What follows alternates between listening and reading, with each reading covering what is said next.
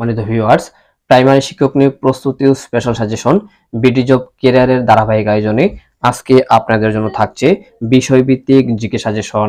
আপনারা চাইলে সাজেশনটিতে পরীক্ষা দিয়ে নিজেকে যাচাই করতে পারেন। কিভাবে পরীক্ষা দিবেন আমি বলে দিচ্ছি।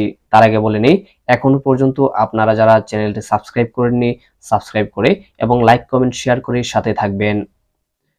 প্রথমত, প্রতিটি প্রশ্ন বলার পর কিছুক্ষণ সময় দেওয়া হবে। এই সময়ের মধ্যে আপনি সঠিক উত্তরটি চিহ্নিত করবেন এবং খাতায় লিখে রাখবেন। যদি আপনি মুখে মুখে মনে রাখতে পারেন তাহলে খাতা কলমের প্রয়োজন নেই। যদি উত্তরটি সঠিক হয় তাহলে আপনি 1 নম্বর পাবেন এবং প্রতিটি ভুল উত্তরের জন্য 0.25 নম্বর কাটা যাবে।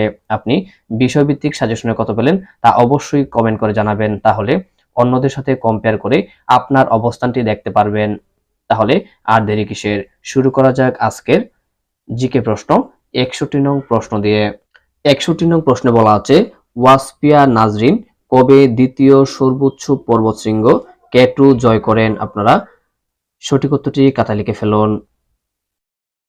সঠিক উত্তরটি হচ্ছে জুলাই 2022 সালে। সঠিক উত্তরটি হচ্ছে জুলাই 2022 সালে। 62 নং প্রশ্ন বলা আছে, স্মার্টফোন ব্যবহারে 2022 সালে শীর্ষ দেশ কোনটি? আমি আবার বলছি, স্মার্টফোন ব্যবহারে 2022 সালে শীর্ষ দেশ কোনটি? আপনারা সঠিক উত্তরটি খাতায় লিখে ফেলুন। সঠিক উত্তরটি হচ্ছে চীন। সঠিক উত্তরটি হচ্ছে চীন। 63 নং প্রশ্ন বলা আছে, ভারতকে শ্রীলঙ্কা থেকে পৃথক করেছে কোনটি? আমি আবার বলছি, ভারতকে শ্রীলঙ্কা থেকে পৃথক করেছে কোনটি? আপনারা সঠিক উত্তরটি খাতায় লিখে ফেলুন। সঠিক উত্তরটি হচ্ছে পক প্রণালী। সঠিক উত্তরটি হচ্ছে পক প্রণালী।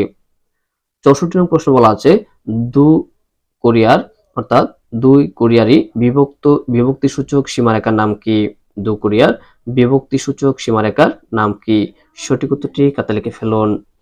সঠিক উত্তরটি হচ্ছে 38 ডিগ্রি অক্ষরেখা। সঠিক উত্তরটি হচ্ছে 38 ডিগ্রি অক্ষরেখা।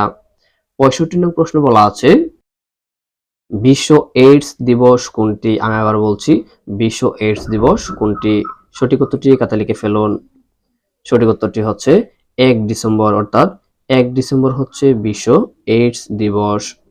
66 নং প্রশ্ন বলা আছে, পুত্রজয়া হলো কি? কোনটি? এখানে পুত্রজয়া বলা হয় নিচে কোন দেশের রাজধানীকে? সঠিক উত্তরটি হচ্ছে মালয়েশিয়ার প্রশাসনিক রাজধানীকে পুত্রজয়া বলা হয়। সঠিক উত্তরটি হচ্ছে মালয়েশিয়ার প্রশাসনিক রাজধানীকে পুত্রজয়া বলা হয়। 67 নং প্রশ্ন বলা আছে, দেশের প্রথম পাতাল রেলের দৈর্ঘ্য কত? আমি আবার বলছি, দেশের প্রথম পাতাল রেলের দৈর্ঘ্য কত? সঠিক উত্তরটি খাতায় লিখে ফেলুন। সঠিক উত্তরটি হচ্ছে 19.87 কিলোমিটার। সঠিক উত্তরটি হচ্ছে 19.87 কিলোমিটার। 68 নং প্রশ্ন বলা আছে, বায়ুমণ্ডলের ওজোন স্তর অবক্ষয়ে কোন গ্যাসটির ভূমিকা সর্বোচ্চ? আমি আবার বলছি, বায়ুমণ্ডলের ওজোন স্তর অবক্ষয়ে কোন গ্যাসটির ভূমিকা সর্বোচ্চ? আপনারা সঠিক উত্তরটি খাতায় লিখে ফেলুন। সঠিক উত্তরটি হচ্ছে ক্লোরোফ্লোরোকার্বন। সঠিক উত্তরটি হচ্ছে ক্লোরোফ্লোরোকার্বন।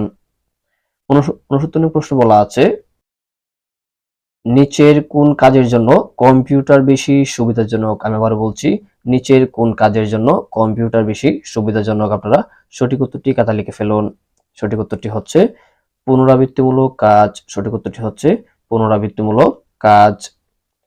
70 নং প্রশ্ন বলা আছে, এভি কালচার বলতে কি বোঝায়? আমি আবার বলছি, এভি কালচার বলতে কি বোঝায়? আপনারা সঠিক উত্তরটি খাতায় লিখে ফেলুন। সঠিক উত্তরটি হচ্ছে পাখি পালন বিষয়টিকে এভি কালচার বলা হয়। 71 নং প্রশ্ন বলা আছে, রঙিন টেলিভিশনে ব্যবহৃত মুখ্য রং কি কি? আমি আবার বলছি, রঙিন টেলিভিশনে ব্যবহৃত মুখ্য রং কি কি? আপনারা সঠিক উত্তরটি খাতায় লিখে ফেলুন। সঠিক উত্তরটি হচ্ছে লাল, নীল এবং সবুজ। এই তিনটিকে বলা হয় টেলিভিশনে ব্যবহৃত মুখ্য রং। 72 নং প্রশ্ন বলা আছে, দেশের প্রথম লোহার খনি আবিষ্কৃত হয়েছে কোথায়? আমি আবার বলছি, দেশের প্রথম লোহার খনি আবিষ্কৃত হয়েছে কোথায়? আপনারা সঠিক উত্তরটি খাতায় লিখে ফেলুন। সঠিক উত্তরটি হচ্ছে হাকিমপুর, দিনাজপুর। সঠিক উত্তরটি হচ্ছে হাকিমপুর, দিনাজপুর। 73 নং প্রশ্ন বলা আছে, জাতিসংঘের বর্তমান মহাসচিব অ্যান্টোনিও গুতেরেস কোন দেশের নাগরিক? আমি আবার বলছি, জাতিসংঘের বর্তমান মহাসচিব অ্যান্টোনিও গুতেরেস কোন দেশের নাগরিক? আপনারা সঠিক উত্তরটি খাতায় লিখে ফেলুন। সঠিক উত্তরটি হচ্ছে পর্তুগালের নাগরিক। সঠিক উত্তরটি হচ্ছে পর্তুগালের নাগরিক। ৭৪ নং প্রশ্ন বলা আছে কোন নদীর উপর কাপ্তাই জলবিদ্যুৎ কেন্দ্র স্থাপিত? আমি আবার বলছি, কোন নদীর উপর কাপ্তাই জলবিদ্যুৎ কেন্দ্র স্থাপিত? সঠিক উত্তরটি হচ্ছে কর্ণফুলী। সঠিক উত্তরটি হচ্ছে কর্ণফুলী। ৭৫ নং প্রশ্ন বলা আছে বাঙ্গালী নদীটি কোথায় অবস্থিত? আমি আবার বলছি, বাঙ্গালী নদীটি কোথায় অবস্থিত? সঠিক উত্তরটি হচ্ছে বগুড়া। সঠিক উত্তরটি হচ্ছে বগুড়া। ৭৬ নং প্রশ্ন বলা আছে গণপ্রজাতন্ত্রী বাংলাদেশের সংবিধান সংশোধনের জন্য সংখ্যাগরিষ্ঠতা প্রয়োজন কত শতাংশ? আমি আবার বলছি, গণপ্রজাতন্ত্রী বাংলাদেশের সংবিধান সংশোধনের জন্য সংখ্যাগরিষ্ঠতা প্রয়োজন নিচের কোনটি? আপনারা সঠিক উত্তরটি খাতা লিখে ফেলুন। সঠিক উত্তরটি হচ্ছে 2/3। সঠিক উত্তরটি হচ্ছে 2/3। ৭৭ নং প্রশ্ন বলা আছে বঙ্গভঙ্গ রদ হয় কখন? বঙ্গভঙ্গ রদ হয় কখন?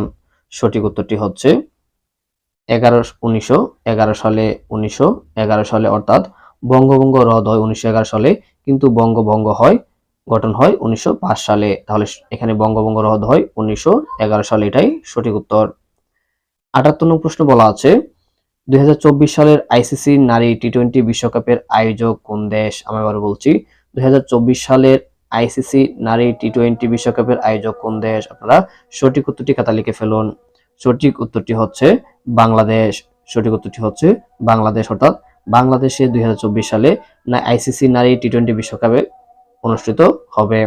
৭৯ নং প্রশ্ন বলা আছে ৭৯ নং প্রশ্ন বলা আছে হাতির ঝিলের নকশাকার কে? আমি আবার বলছি, হাতির ঝিলের নকশাকার কে?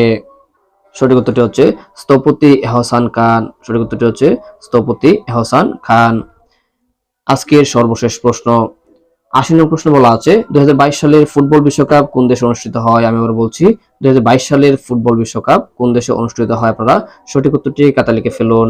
সঠিক উত্তরটি হচ্ছে কাতার, অর্থাৎ 2022 সালে বিশ্বকাপ ফুটবল অনুষ্ঠিত হয় কাতার।